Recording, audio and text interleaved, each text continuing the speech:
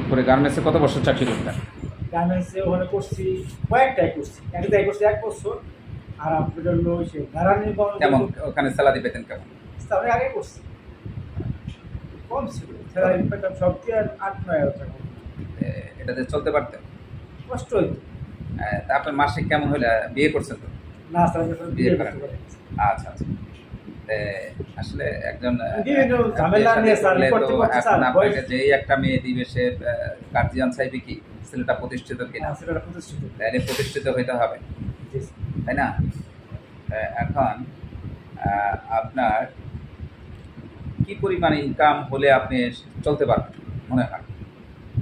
Sir জেলা পর্যায়ে যদি স্যার মোটামুটি সব খরচ বাদে দিতে পারবেন, মানে এমনি 30-40 হাজার টাকা এরকম হলে আপনার ফ্যামিলিটা ভালো চলবে। ভালো চলবে। মানে আমরা মনে করি যে একটা লোক গ্রামে গঞ্জে 1050 টাকা হলে তার চলতে সুবিধা, ফ্যামিলি নিয়ে, যেমন বাবা মাকে কিছু দিতে হবে, আপনি বিয়ে শাদী করলে ফ্যামিলি নিয়ে চলতে হবে, তারপরে ছেলে মেয়ে যখন দুনিয়াতে আসবে তাদেরকে পড়ালেখা করাইতে হবে, মিনিমাম এই টাকাটা হলে চলতে ভালো হয়।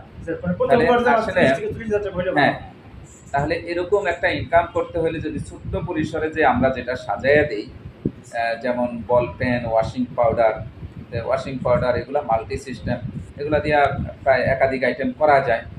এইগুলা দিয়ে এই মেশিনারিজগুলা নিয়ে এবং মেশিনারিজ কাঁচামাল নিয়ে একটা বাজেট, আপনি ছোট্ট বাজেট নিয়ে যদি শুরু করেন, ইনশাল্লাহ আশা রাখি যে আপনি এরকম একটা ইনকাম সহজেই করতে পারবেন।